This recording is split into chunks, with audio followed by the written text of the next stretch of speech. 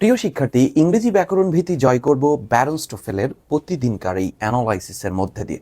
এটা ইংরেজি টেক্সট বই। এই ইংরেজি টেক্সট ফলো করতে না করতেই আসলে আমাদের এই ব্যাকরণটাকে আমরা নানা নিয়ম কানুনের মধ্যে খুব ছোট ছোট কথায়, কিছু নিয়ম যে আসবে না আমরা সেটা না, বাট ছোট ছোট কনসেপ্টের মধ্যে দিয়ে আমরা এই পুরো বইটা নিয়ন্ত্রণ করে ফেলবো। আজকে আমাদের 4 নাম্বার ক্লাস ব্যারন্সের প্রবলেম 4 নিয়ে করব। এরপরে এমন এমন কিছু প্রবলেম আছে যেখানে আসলে একসাথে 5-6টা করা যাবে, কারণ কো রিলেটেড। ঠিক আছে, আচ্ছা। তো 4 নাম্বার প্রবলেমে ব্যারন্স কি বলতেছে দেখো, রিমেম্বার্স দ্যাট, মনে রাখতে হবে, the following verbs requires an ING form a verb in the complement. অর্থাৎ এই যে ফ্রেজগুলো দেখতে পাচ্ছ, ঠিক আছে, এখন এইটা কি তোমার মনে রাখার কোনো দরকার আছে? ক্যান নট হেল্প, এটা মনে রাখা দরকার হচ্ছে। ডু নট মাইন্ড, এটা মনে রাখা দরকার হচ্ছে। আর কি কোনো কিছুই দরকার আছে? না। কেন দরকার নেই? কারণ প্রত্যেকের শেষেই কিন্তু একটা প্রেপোজিশন রয়েছে। প্রত্যেকের শেষে প্রেপোজিশন, প্রত্যেকটার শেষে। তাহলে প্রেপোজিশনের পরে কি হবে? নাউন ভার্বের আইএনজি যোগ করে, সেটাই। এই যে এখানে যতগুলো শব্দগুচ্ছ রয়েছে, ভার্বাল ফ্রেজ রয়েছে, এই সবার পরে নাউন বসবে, ভার্বের আইএনজি ফর্ম বসবে।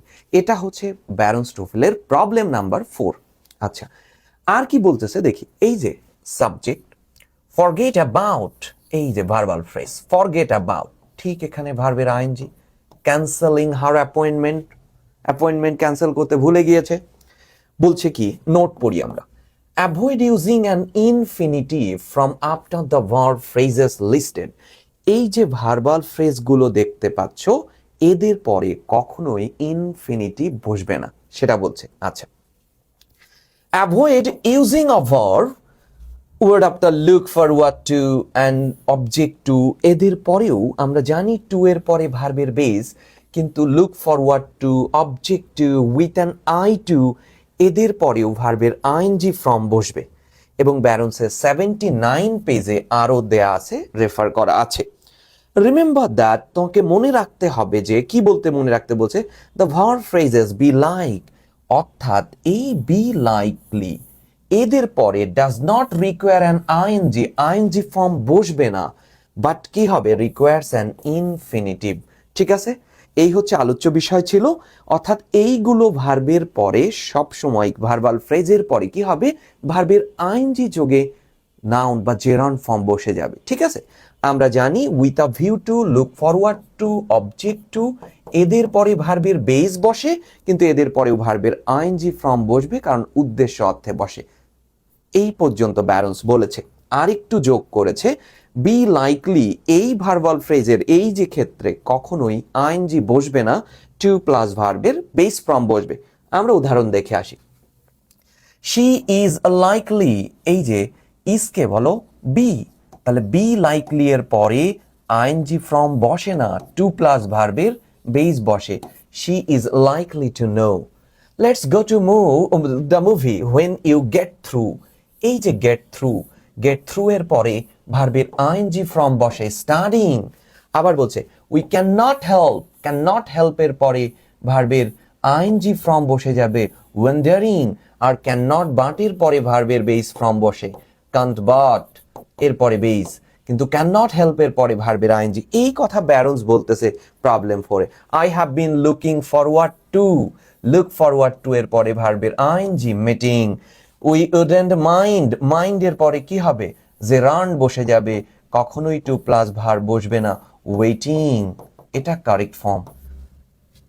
কি সহজ কাজ, মানে ব্যারন্সের পুরোটা আমরা পুরো কনসেপ্টগুলো মানে একটা একটা করে যাচ্ছে, এমন না, এমন কনসেপ্ট আছে একসাথে 6-7টা চলে যাবে, ক্লাস একটু বড় হতে পারে। সো আমরা পুরো ব্যারন্সটাকে আসলে প্রতিদিন সলভ করে ফেলবো আস্তে আস্তে আস্তে। আর ক্লিপসটা তো পেইড ব্যাচে করাচ্ছি। এই দুটো বইটা ঠিক আছে, এর পরবর্তী আমার প্রকল্প হবে, কারণ এরপরে আমি আবার বলতেছি এমন এমন ক্লাসে একসাথে 6-7টা প্রবলেম সলভ হয়ে যাচ্ছে, তাহলে বইটা শেষ করতে কিন্তু বেশি দিন লাগবে না। ঠিক আছে, এখন থেকে যদি ঈদের আগ পর্যন্ত 20টা ক্লাস দিই সাপোজ এটার উপরে, তাহলে ব্যারন্সের অর্ধেকের বেশি শেষ হয়ে যাবে। এরপরে আমি ধরবো Raymond Murphy and high school English grammar. ইংরেজি টেক্সট শুনতে হবে, কোনো এইসব বিভিন্ন জিনিসপত্র শুনে এটাকে দুর্বোধ্য করা যাবে না। এরপর যে খালি পরীক্ষা দিবেন। ঠিক আছে, অফলাইনে জব কোচিংগুলোতে যেভাবে হয়, এখানে সবলরা আরও সবল হয়ে যায়।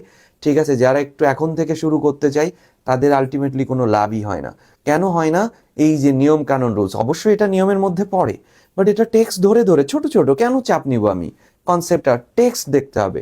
So Barron Stoffel, Cliff Stoffel, Raymond Murphy এবং হাই স্কুল ইংলিশ গ্রামার, এর বাইরে থেকে বাংলাদেশে কোনো প্রশ্ন হয় না। ঠিক আছে, নর্মালি কি হচ্ছে, অ্যান্ড ফ্রেজ ইডিয়মসের জন্য এসপি বক্সি থেকে ইদানিং প্রশ্ন দেখা যাচ্ছে। সো এইগুলো নিয়ে, তাহলে এটা নিয়ে আমাদের আর কোনো, আমরা ফোকাস দিব, এগুলো শিখবো আর এটা নিয়ে বাক্য তৈরি করার চেষ্টা করব। তাহলে আমরা প্রশ্ন দেখি। Many modern architects insist on, এই যে insist on এর পরে ভার্বের আইএনজি ইউজিং হয়ে যাবে। ঠিক আছে, এভাবেও মনে রাখতে পারি, এই যে প্রেপোজিশন রয়েছে ইউজিং। আবার বলছে ডিউরিং জ্যাকসনস অ্যাডমিনিস্ট্রেশন দোজ হু, এটা নতুন ক্লজ হয়েছে, হু ডিডন্ট অ্যাপ্রুভ অফ, এই যে অ্যাপ্রুভ অফ, তাহলে এখানে কি হবে, পারমিটিং, পারমিটিং, ভার্বের আইএনজি ফ্রম। ব্যারন্সের প্রবলেম নাম্বার 4 শেষ। ঠিক এভাবেই ইংরেজির ব্যাকরণের ব্রেকডাউন হচ্ছে জব বেসিক কোর্সে। আজকে ঠিক 9:30টায় ক্লাস রয়েছে। আজকে ক্লিফ স্টোফেলের প্রবলেম 2 পড়াবো। ঠিক আছে, এর জন্য মডেল অক্সিলিয়ারি আমরা অ্যাডজেক্টিভ অ্যাডভার্ব শেষ করেছি। ঠিক আছে, মডেল অক্সিলিয়ারি ভার্ব রয়েছে, কন্ডিশনাল সেন্টেন্স রয়েছে, এইটা সমন্বয়ে আমরা আজকে ক্লিফ স্টোফেলের প্রবলেম 2 ধরবো। ঠিক দেখা হচ্ছে রাত 9টায় ইংলিশ বেসিক কোর্সের জব বেসিক কোর্স 1.0-তে। সো আজকের ক্লাসটা মিস না করতে চাইলে ঝটফট করে আসলে আজই এনরোল করে ফেলতে হবে। সো দেখা হচ্ছে ঠিক রাত 9:30টায় জব বেসিক ইংলিশ কোর্স 1.0-তে।